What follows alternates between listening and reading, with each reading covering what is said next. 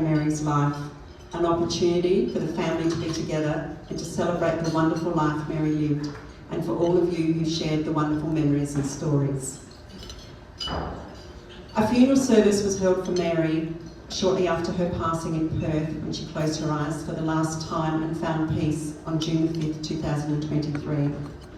Mary was surrounded by family and a room full of love.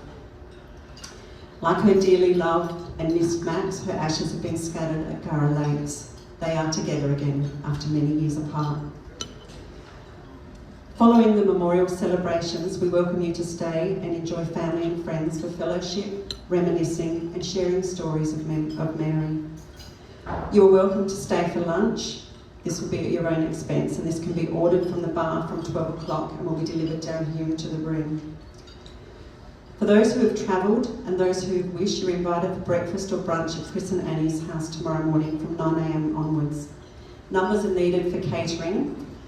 You'll find a piece of paper like this on your table. If you plan to attend, could you please write your name on the piece of paper and leave on the table, and Annie will collect that. On behalf of Mary's family, Chris and Annie, Andrew and Sue, Annabelle and Jim, Jenny, Lewis and Elizabeth and their families, I thank you all for being here with them today. They would like to acknowledge and thank family and friends from Murray Bridge, Queensland, Western Australia, New South Wales, Adelaide, York Peninsula, and for those who have travelled locally. A special mention to good friends David and Gillian, who are here with us all the way from England, who had a very special friendship and bond with both Max and Mary.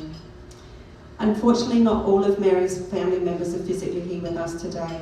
Most have already had the opportunity to say their farewells previously, but I'm certain that their thoughts and love with you all. I'd like to invite Mary's granddaughter Rosie to come forward and read to us a poem, Death is Nothing at All. This poem was read at Mary's funeral service in Perth.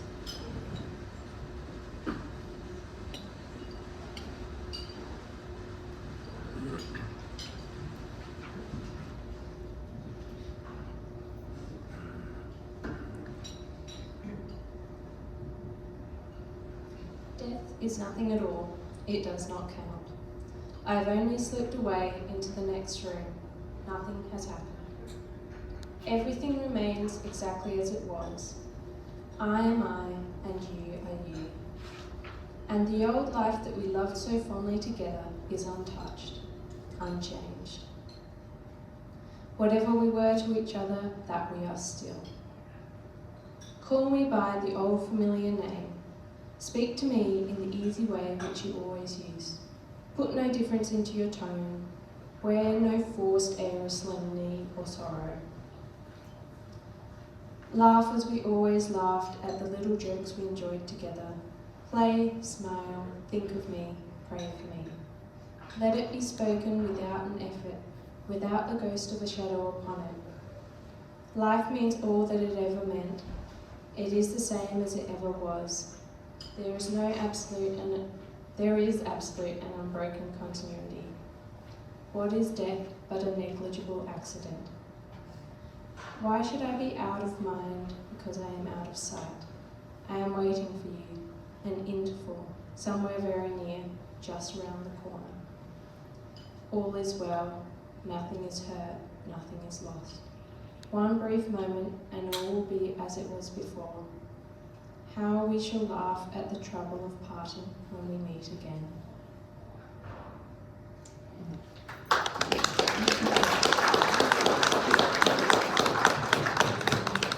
Thank you, Rosie.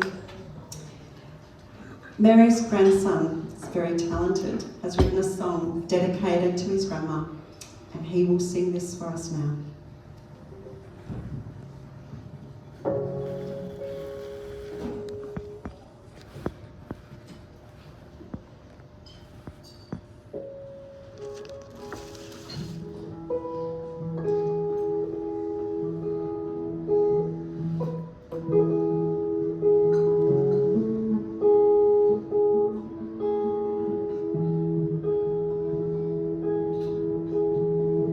Take my hand.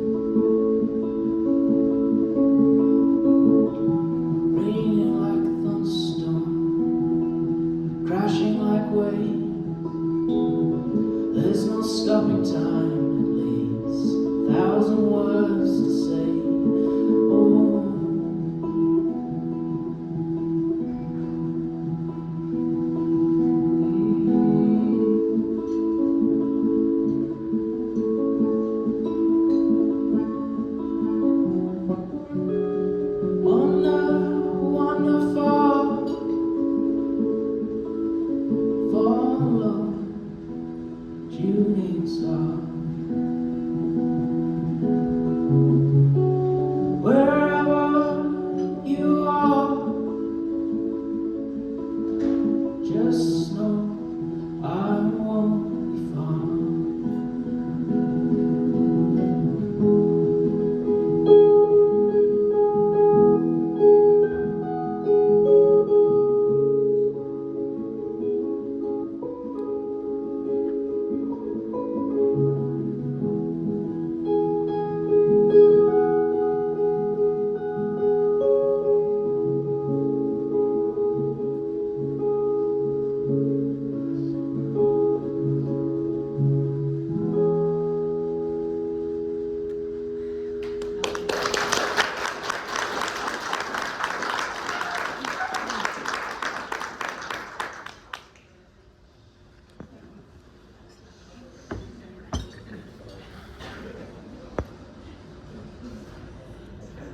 Thank you, that was absolutely beautiful.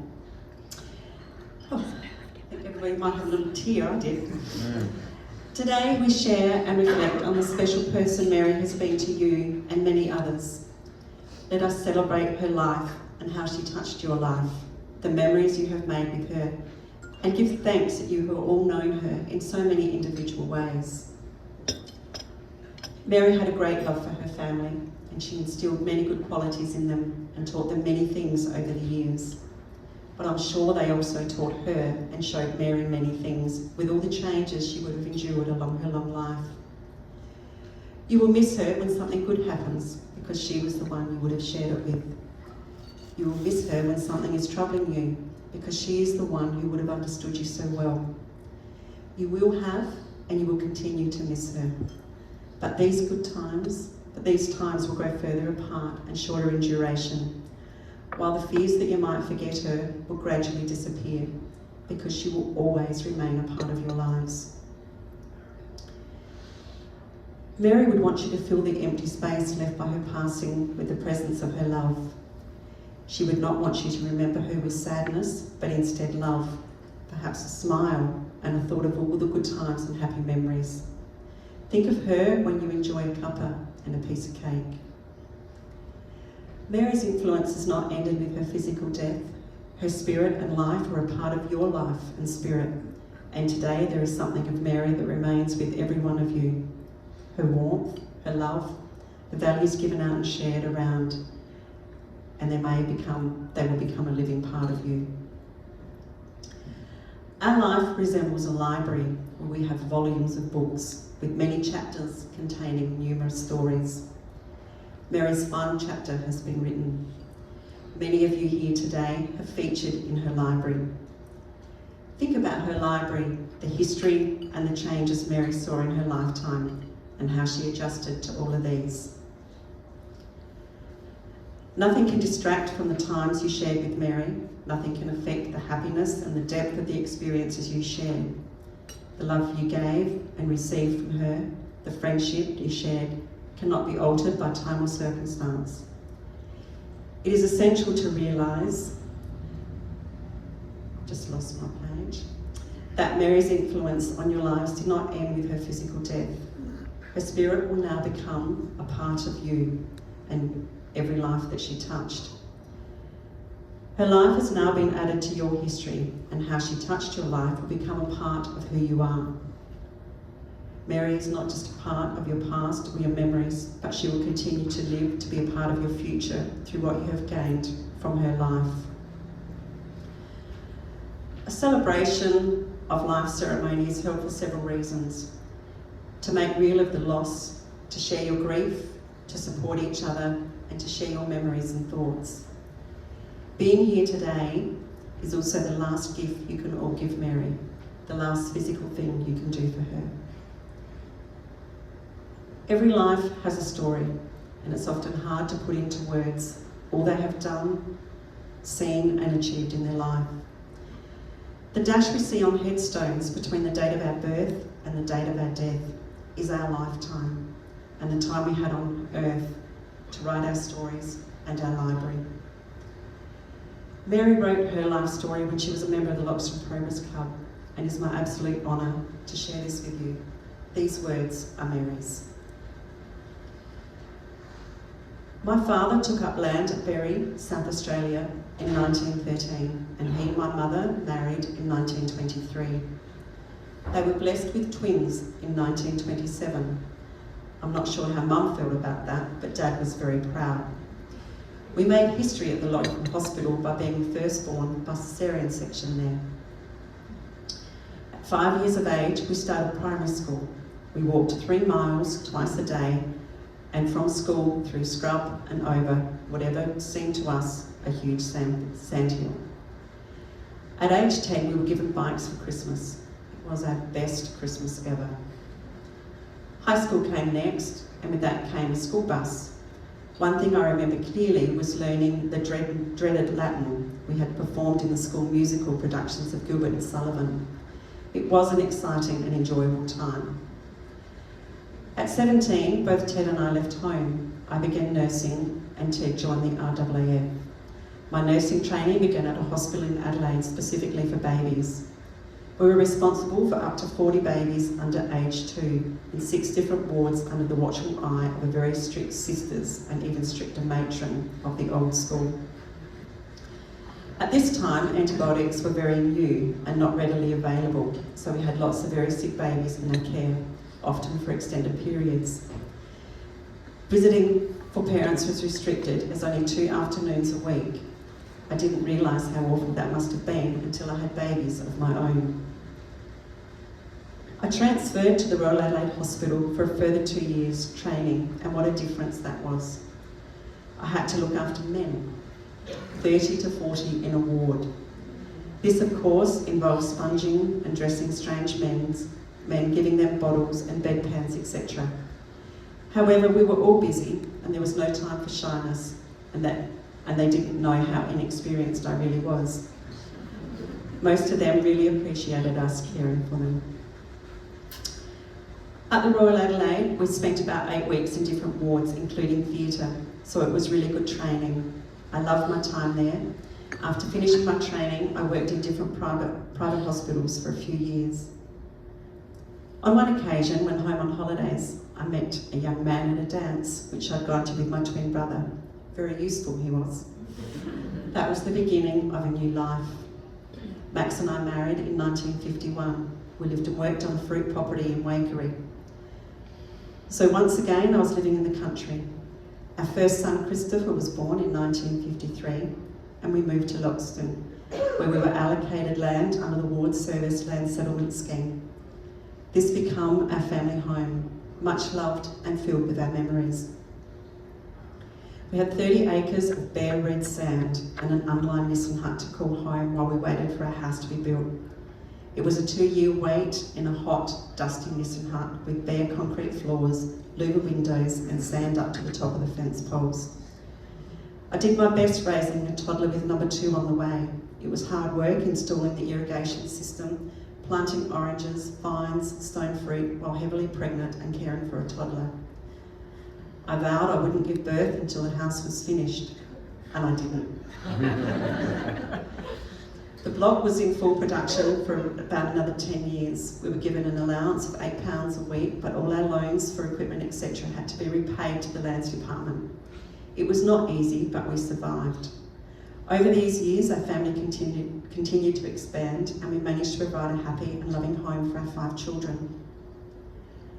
When our youngest, Lewis, started school, I began my second phase of nursing, which lasted a total of 15 years. I was back at work at the Loxton District Hospital and later the nursing home. Following that, it was community health district nursing. This was particularly interesting and involved driving out into the surrounding remote Mallee farmland to change dressings, etc. It was a busy time, as you could imagine, with 5 children. The boys, Christopher and Andrew and Lewis, were involved with scouts and sailing, and the girls, the guides and brownies. Most of the family learned music of some sort, and the whole family became involved in a world of horses. This meant pony club on weekends, horse shows and gymkhanas. Guess who learned how to tow a horse float, lead horses, feed horses and change horse ropes when kids were late for school. We always did lots of camping and boat trips on the river as a whole family, and every May school holidays. We travelled to new places for a much needed break from the demands of the fruit block. We did a lot on a very tight budget back in those days. Our home always seemed to be a gathering point for neighbourhood. We had a roundabout driveway that served as a very handy racetrack for the kids and their push bikes, and then later motorbikes. It became a place for teenagers to practice their music. Loud music, of course.